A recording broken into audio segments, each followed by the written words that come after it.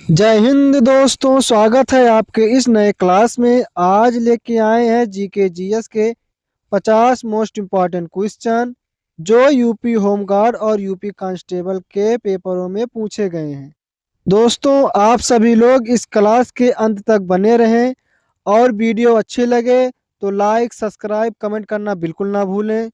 तो चलिए बिना देरी किए हुए आज की क्लास शुरू करते हैं। आज का पहला क्वेश्चन है, विक्रमशिला विश्वविद्यालय की स्थापना किस पाल वंश के शासक ने की थी? तो दोस्तों आप सब बताएं, विक्रमशिला विश्वविद्यालय की स्थापना किस पाल वंश के शासक ने की? गोपाल ने की, या महिपाल ने की, या धर्मपाल ने की, या देवपाल ने की?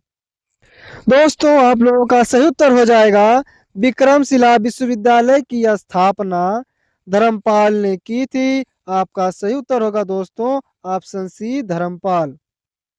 अगला प्रश्न है, अष्टछाप के कवियों की स्थापना किसके द्वारा की गई थी? तो दोस्तों आप सब बताएं, अष्टछाप के कवियों की स्थापना वल्लभाचार्य के द्वारा की गई थी, या विट्ठल नाथ के द्वारा की गई थी, या सूरदास द्वारा की गई थी, या तुलसीदास द्वारा की गई थी? दोस्तों आपका सही उत्तर हो जाएगा, अष्टछाप के कवियों की स्थापना विट्ठल नाथ द्वारा की गई थी। ऑप्शन बी, विट्ठल नाथ सही हो जाएगा आपका। आज का अगला प्रश्न है, तत्वबोधिनी सभा 1839 की स्थापना कलकत्ता में किसने की थी? तो दोस्तों आपका सही उत्तर हो जाएगा, तत्वबोधिनी सभा 1839 की स्थापना कलकत्ता में देवेंद्र नाथ टैगोर ने की थी। ऑप्शन बी सही है। अगला प्रश्न होगा आपका, प्रसिद्ध अहोम विद्रोह 1828 का नेतृत्व असम में किसने किया था?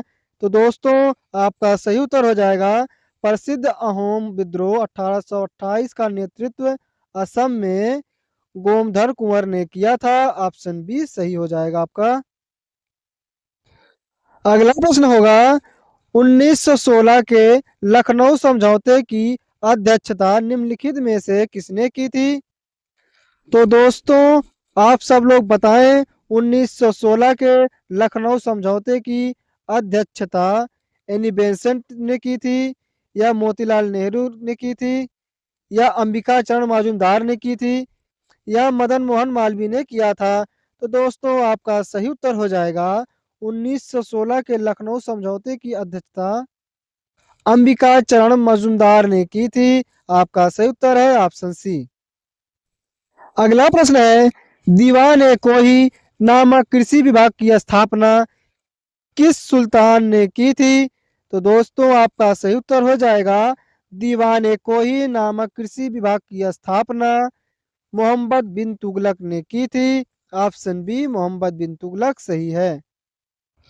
अगला प्रश्न है, ऋग्वेद के किस मंडल में पुरुष सूक्त 4 वर्णों का वर्णन मिलता है? तो दोस्तों आप सब बताएं, ऋग्वेद के किस मंडल में पुरुष सूक्त मिलता है? 7वें मंडल में मिलता है, या 8वें मंडल में मिलता है, या 9वें मंडल में मिलता है, या 10वें मंडल में मिलता है? दोस्तों आपका सही उत्तर हो जाएगा, ऋग्वेद के 10वें मंडल में पुरुष सूक्त मिलता है। ऑप्शन डी, 10वें मंडल सही है। अगला प्रश्न है, विश्व भूगोल से लिया गया है, टेनिस कोर्ट की शपथ 1789 किस देश की क्रांति से संबंधित है? तो आपका सही उत्तर हो जाएगा दोस्तों option C, France. Tennis court की शपथ 1789 फ्रांस की क्रांति से संबंधित है। ऑप्शन सी, फ्रांस सही है। अगला प्रश्न है, बोस्टन टी पार्टी 1773 की घटना का नेतृत्व किसने किया था? बोस्टन टी पार्टी 1773 की घटना का नेतृत्व सैमुअल एडम्स ने किया था। ऑप्शन बी सही है। अगला प्रश्न है, वाटरलू का युद्ध 1815 में नेपोलियन को हराने वाली मित्र सेना का नेतृत्व किसने किया था? तो दोस्तों आप सब बताएं, वाटरलू का युद्ध 1815 में नेपोलियन को हराने वाली मित्र सेना का नेतृत्व बिस्मार्क ने किया था, ड्यूक ऑफ वेलिंगटन ने किया था, या जॉर्ज पंचम ने किया था, या हिटलर ने किया था? दोस्तों आपका सही उत्तर हो जाएगा वाटरलू युद्ध 1815 में नेपोलियन को हराने वाली मित्र सेना का नेतृत्व ड्यूक ऑफ वेलिंगटन ने किया था। ऑप्शन बी सही हो जाएगा आपका। आपका सही उत्तर है ऑप्शन बी। अगला प्रश्न है भारत का सबसे गहरा बंदरगाह विशाखापत्तनम किस पहाड़ी के पीछे सुरक्षित है? दोस्तों आपका सही उत्तर हो जाएगा ऑप्शन बी डॉल्फिन नोच। भारत का सबसे गहरा बंदरगाह विशाखापत्तनम डॉल्फिन नोच पहाड़ी के पीछे सुरक्षित है। ऑप्शन बी आपका सही हो जाएगा दोस्तों। अगला प्रश्न है दूध सागर जलप्रपात भारत के किस राज्य में मांडवी नदी पर स्थित है? दोस्तों आपका सही उत्तर हो जाएगा दूध सागर जलप्रपात भारत के गोवा राज्य में मांडवी नदी पर स्थित है। ऑप्शन बी सही है। अगला प्रश्न है सौरमंडल का वह ग्रह कौन सा है जिसे लेटा हुआ ग्रह कहा जाता है? दोस्तों आप सब लोग बताएं सौरमंडल में लेटा हुआ ग्रह शनि को कहा जाता है या अरुण को कहा जाता है या वरुण को कहा जाता है या बृहस्पति को कहा जाता है? साथियों आपका सही उत्तर हो जाएगा अरुण ग्रह को लेटा हुआ ग्रह कहा जाता है। ऑप्शन बी सही है। अगला प्रश्न है भूमध्य सागर और अटलांटिक महासागर को जोड़ने वाली जल संधि कौन सी है? साथियों आपका सही उत्तर हो जाएगा भूमध्य सागर और अटलांटिक महासागर को जोड़ने वाली जल संधि जिब्राल्टर जल संधि है। ऑप्शन बी सही है। अगला प्रश्न 15वां है ओजोन परत की मोटाई मापने के लिए किस इकाई का प्रयोग किया जाता है? तो आपका सही उत्तर हो जाएगा ओजोन परत की मोटाई मापने के लिए डाप्सन का प्रयोग किया जाता है। ऑप्शन सी सही है। 16वां क्वेश्चन है विश्व की सबसे गहरी झील बैकाल किस देश में स्थित है? तो दोस्तों आप सब बताएंगे बैकाल झील किस देश में है? कनाडा में है, रूस में है या अमेरिका में है या चीन में है? तो साथियों आपका सही उत्तर हो जाएगा विश्व की सबसे गहरी झील बैकाल जो है वह रूस देश में स्थित है। ऑप्शन बी रूस सही है। 17वां क्वेश्चन है सारगासो सागर किस महासागर के बीच में स्थित एक शांत जल क्षेत्र है? तो दोस्तों आपका सही उत्तर हो जाएगा ऑप्शन बी उत्तरी अटलांटिक महासागर। 18वां क्वेश्चन है दोस्तों वायुमंडल की किस परत में जेट स्ट्रीम वायु धाराएं चलती है? तो आपका सही उत्तर हो जाएगा दोस्त ऑप्शन बी क्षोभ मंडल की ऊपरी सीमा पर। ऑप्शन बी सही है। आपका अगला प्रश्न है भारत के किस राज्य में नल सरोवर पक्षी अभयारण्य स्थित है? तो दोस्तों आप सब बताएं भारत के किस राज्य में नल सरोवर पक्षी अभयारण्य राजस्थान में स्थित है या गुजरात में स्थित है या हरियाणा में स्थित है या पंजाब में स्थित है? तो साथियों आपका सही उत्तर हो जाएगा ऑप्शन बी गुजरात। दोस्तों गुजरात राज्य में नल सरोवर पक्षी अभयारण्य स्थित है। आपका सही उत्तर है ऑप्शन बी। 20वां प्रश्न है कंपास घास के मैदान मुख्य रूप से किस देश में पाए जाते हैं? तो दोस्तों आपका सही उत्तर हो जाएगा कंपास घास के मैदान मुख्य रूप से ब्राजील देश में पाए जाते हैं। ऑप्शन बी ब्राजील सही है। अगला प्रश्न हो जाएगा दोस्तों भारतीय संविधान का अनुच्छेद 40 राज्यों को क्या निर्देश देता है? तो दोस्तों आप सब बताएंगे भारतीय संविधान का अनुच्छेद 40 राज्यों को क्या निर्देश देता है? समान नागरिक संहिता या ग्राम पंचायतों का संगठन या शिक्षा का अधिकार या कार्यपालिका का पृथक्करण? दोस्तों आपका सही उत्तर हो जाएगा भारतीय संविधान का अनुच्छेद 40 ग्राम पंचायतों का संगठन का निर्देश देता है। ऑप्शन बी सही है। अगला प्रश्न है संसद के विश्रांति काल में अध्यादेश जारी करने की राष्ट्रपति की शक्ति किस अनुच्छेद में है? तो दोस्तों आपका सही उत्तर हो जाएगा ऑप्शन बी अनुच्छेद 123 में। दोस्तों आपका अगला प्रश्न है लोक लेखा समिति पीएसी में लोकसभा के कुल कितने सदस्य होते हैं? तो साथियों आप सब बताएं पीएसी में लोकसभा के कुल कितने सदस्य 7 सदस्य होते हैं या 15 सदस्य होते हैं या 22 सदस्य होते हैं या 30 सदस्य होते हैं? तो साथियों आपका सही उत्तर हो जाएगा लोक लेखा समिति पीएसी में कुल 15 सदस्य होते हैं। ऑप्शन बी सही है। आप लोगों का अगला प्रश्न है, भारतीय संविधान की छठी अनुसूची किन राज्यों के जनजाति क्षेत्रों से संबंधित है? तो दोस्तों आप सब बताएंगे। असम, मेघालय, त्रिपुरा, मिजोरम से संबंधित है, या मणिपुर, नागालैंड या सिक्किम से संबंधित है, या उत्तर प्रदेश, मध्य प्रदेश, बिहार से संबंधित है, या गुजरात, राजस्थान क्षेत्रों से संबंधित है। तो साथियों आपका सही उत्तर हो जाएगा भारतीय संविधान की छठी अनुसूची असम, मेघालय, त्रिपुरा, मिजोरम क्षेत्रों से संबंधित है। ऑप्शन ए आपका सही हो जाएगा। आपका अगला प्रश्न है, भारत के प्रथम मुख्य चुनाव आयुक्त चीफ इलेक्शन कमिश्नर कौन है? तो दोस्तों आप सब बताएंगे। भारत के प्रथम मुख्य चुनाव आयुक्त जेबी मालवंकर है, या सुकुमार सेन है, या के सुंदरम है, या टी स्वामीनाथन है? तो साथियों आपका सही उत्तर हो जाएगा भारत के प्रथम मुख्य चुनाव आयुक्त सुकुमार सेन है। ऑप्शन बी सही है। साथियों 26वां क्वेश्चन है, भारत में गीग इकोनॉमी को बढ़ावा देने के लिए नीति आयोग ने किस नाम से एक रिपोर्ट जारी की है? तो आपका सही उत्तर हो जाएगा साथियों option B, India's booming gig and platform economy. Option B आपका सही हो जाएगा साथियों। 27वां प्रश्न है, एंजल टैक्स को किस वर्ष के बजट में स्टार्टअप के लिए पूरी तरह से समाप्त करने का प्रस्ताव दिया गया था? तो दोस्तों आपका सही उत्तर हो जाएगा ऑप्शन सी, 2024-25 में। आपका अगला प्रश्न है, विश्व बैंक के अनुसार 2026 में भारत की अनुमानित जीडीपी वृद्धि दर कितनी रहने वाली है?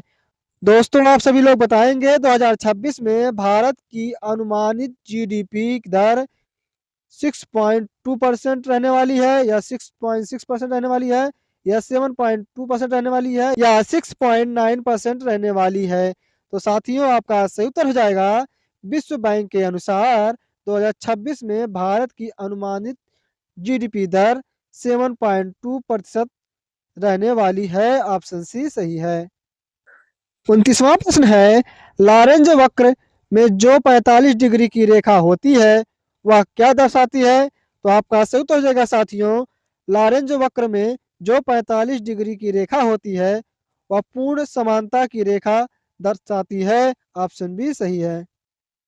आपका अगला प्रश्न है, भारत का पहला मत्स्य पालन स्टार्टअप इंक्यूबेशन सेंटर कहाँ स्थापित किया गया है? तो साथियों आपका सही उत्तर हो जाएगा भारत का पहला मत्स्य पालन startup incubation centre Kochi, Kerala में स्थापित किया गया है। आपका सही उत्तर है ऑप्शन ए। साथियों आपका अगला प्रश्न है, कलम का सिपाही प्रेमचंद्र की जीवनी के लेखक कौन है? तो आप सब बताएं, कलम का सिपाही प्रेमचंद्र की जीवनी का लेखक प्रेमचंद्र हैं, या अमृत राय है, या शिवरानी देवी है, या रामविलास शर्मा है? तो साथियों आपका सही उत्तर हो जाएगा कलम का सिपाही प्रेमचंद्र की जीवनी के लेखक अमृत राय है। ऑप्शन बी सही है। 32वां प्रश्न है, कुरु कुरु स्वाहा उपन्यास के लेखक निम्नलिखित में से कौन है? तो साथियों आप सब बताएं, कुरु कुरु स्वाहा उपन्यास के लेखक मनोहर श्याम जोशी हैं, या धर्मवीर भारती हैं, या फणीश्वर नाथ रेणु हैं, या कमलेश्वर हैं? तो साथियों आपका सही उत्तर हो जाएगा कुरु कुरु स्वाहा उपन्यास के लेखक मनोहर श्याम जोशी हैं। ऑप्शन ए सही है।